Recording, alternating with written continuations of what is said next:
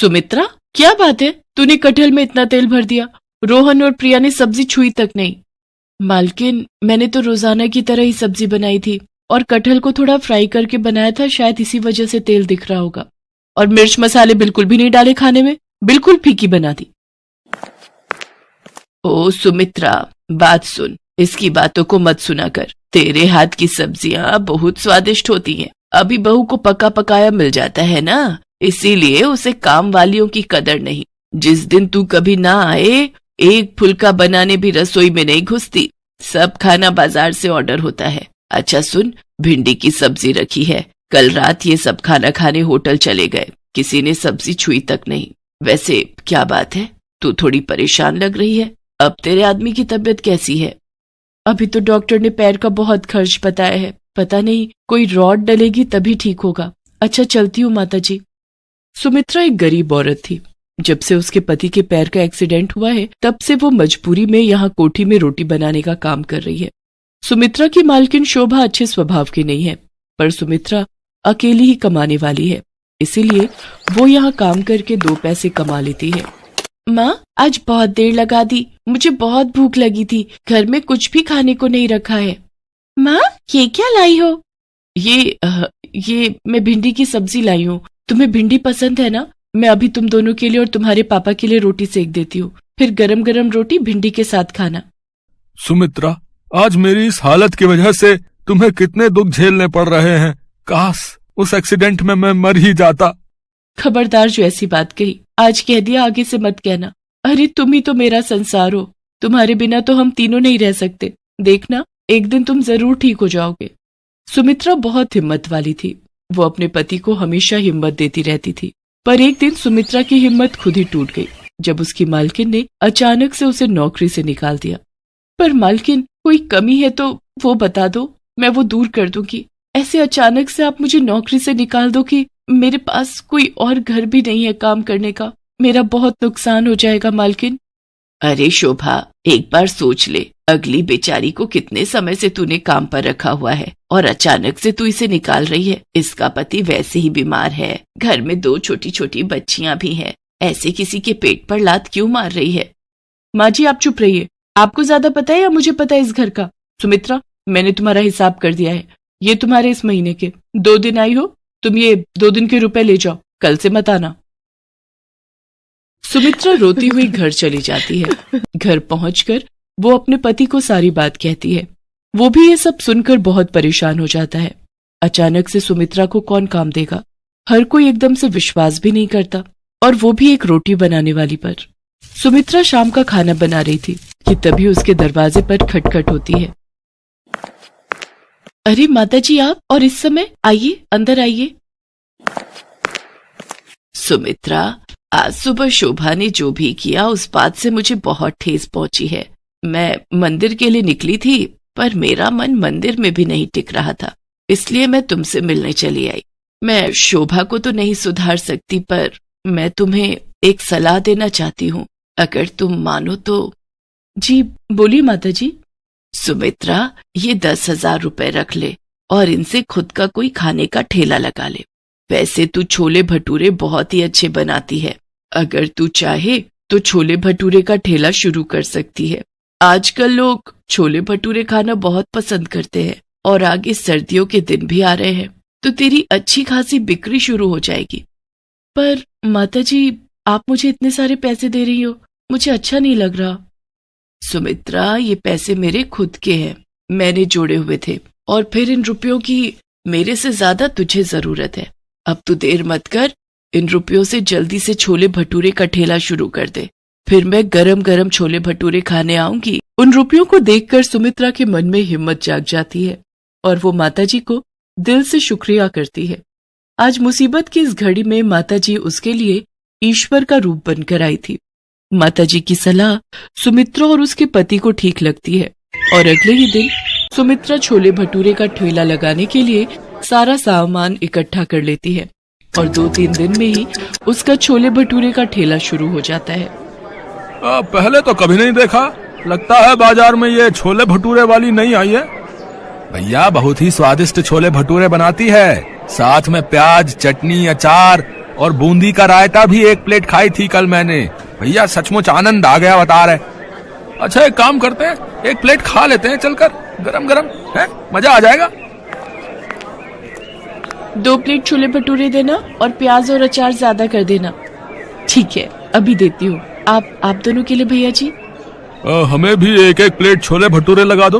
भटूरे थोड़े करारे देना है। सुमित्रा का छोले भटूरे का ठेला चल पड़ता है।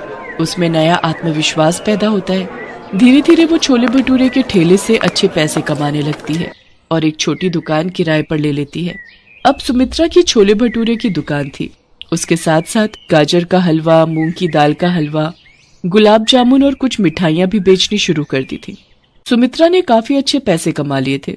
एक दिन वो माताजी से मिलने गई। नमस्ते मालकिन, वो माताजी से मिलना था। माँ जी का 15 दिन पहले स्वर्गवास हो गया। शुगर बढ़ गई थी और फिर काफी तबीयत खराब होने की वजह से डॉक्टरों ने जवाब दे दिया था। कुछ काम था माँ जी से, मुझे काम से जाना है, मुझे देर हो रही है। माताजी के गुजरने की खबर सुनकर सुमित्रा की आंखों में आंसू आ जाते हैं। आज उन्हीं के कारण उसके पास पैसे और काम था। सुमित्रा जो रुपए माताजी को वापस करने गई थी, उन रुपयों से वो गरीबों में माताजी के नाम का दान करती है ताकि उनकी आत्मा को शांति मिल सके। सुमित्रा के पति के पैर का ऑपरेशन भी ठीक ठाक हो जाता है। अब दोनों पति पत्नी मिलकर छोले भटूरे की दुकान चलाते थे।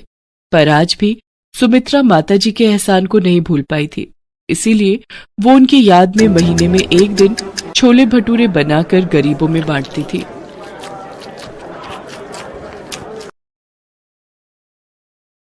विद्यापुर नामक गांव में बलदेव नाम का एक व्यक्ति चना चाट मसाले का ठेला लगाता था। उसके ठेले का चना चाट मसाला बहुत मशहूर था। बलदेव के पास ग्राहकों की भीड़ लगी रहती थी। दूर दूर से लोग उसके ठेले पर चना चाट मसाला खाने आते थे। इसकी सबसे बड़ी वजह थी चना चाट मसाला में उपयोग होने वाला चाट मसाला। बलदेव, तुम्हारे चना चाट मसाले में डले चाट मसाले का जो स्वाद है ना, बस पूछो मत, लाजवाब है भाई। एक बार खाओ और उंगलियां चाटते रह जाओ। बिल्कुल भाई बलदेव, तुम्हारे चना चाट मसाले में कुछ अलग ही स्वाद आता है।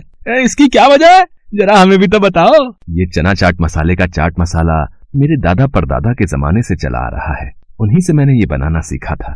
हमारे चना चाट मसाले का मसाला एक अलग किस्म का है जो हर कोई नहीं बना सकता। पर जो भी है भैया, ये चना चाट मसाला खाकर मुंह का स्वाद चटपटा हो जाता है। और तुमने रेट भी ठीक रखे हुए। 10 रुपए प्लेट में इतना बढ़िया चना चाट मसाला खाने को मिलता है, वरना आजकल इस महंगाई में इतना महंगा देते हैं और खाने की चीज का स्वाद बिल्कुल बेकार होता है। मैंने अपने पूर्वजों से यही सीखा है, बढ़िया बना खिलाओ, भले ही सस्ते में खिलाओ। लोग पीठ पीछे तुम्हारी तारीफ करें, कुछ ऐसा कर दिखाओ। लोग बलदेव की बात को सुनकर बहुत खुश होते हैं। और हो भी क्यों ना, 10 रुपए में उन्हें इतना बढ़िया चना चाट मसाला खाने को जो मिल जाता था। इसी तरह से लोग आते और बलदेव के चना चाट मसाले की तारीफ करते। ऐसे ही एक दिन बलदेव जब अपने ठेले पर काम कर रहा था, एक बूढ़ा व्यक्ति बलदेव के ठेले पर आया और उससे बोला, भैया मैं बहुत दूर से आया हूँ, मैं बहुत परेशानी की हालत में हूँ। मेरी पत्नी का कुछ वर्ष पहले ही देहांत हो चुका है और मेरे बेटा बहू ने मुझे घर से निकाल दिया। तब से मैं दर दर भटक रहा हूँ। क्या मुझे तुम्हारे पास कोई काम मिलेगा? अरे बाबा, आप परेशान मत होइए, आपको मेरे पास काम, रहना, खाना, पीना सब मिलेगा।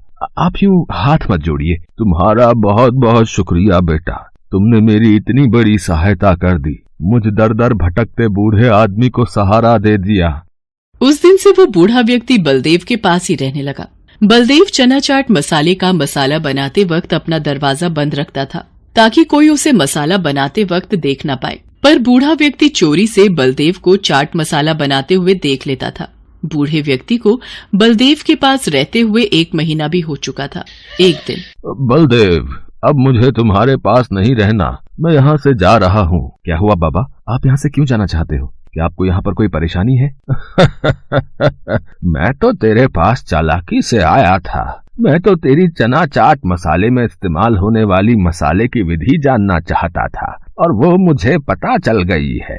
अब मेरा यहाँ कोई काम नहीं है, मेरा काम हो चुका है। वास्तव में वो एक जवान लड़का था जिसने बूढ़े व्यक्ति का भेष बना रखा था। तुम बूढ़े नहीं हो, तुम कौन हो? मेरा नाम रोशन है। मैं तो तुम्हारे पास चालाकी से आया था। अब मैं तुम्हारे ठेले के सामने ही अपने बनाए चना चाट मसाले का ठेला लगाऊंगा और देखना कुछ ही दिनों में मैं तुम्हारा ठेला बंद करवा दूंगा। ठीक वैसा ही हुआ जैसा रोशन ने बोला था। अगले दिन ही रोशन ने बलदेव के ठेले के सामने अपना चना चाट मसाले का ठेला खोल लिया। उसने प्लेट के दाम 5 रुपए रखे थे। अब 10 रुपए की जगह जब 5 रुपए में वही चीज खाने को मिल रही हो तो ग्राहक तो वहीं जाएंगे। भैया जरा चना चाट मसाले की एक प्लेट देना। ये लो भैया, अभी बना कर देता हूँ। तुमने दाम तो बहुत सस्ते रखे हैं, 5 रुपए। सामने बलदेव के ठेले पर तो 10 रुपए में मिलता है। अरे आप मेरे ठेले पर एक बार खाओगे तो सामने बलदेव के ठेले का चना चाट मसाला भूल जाओगे।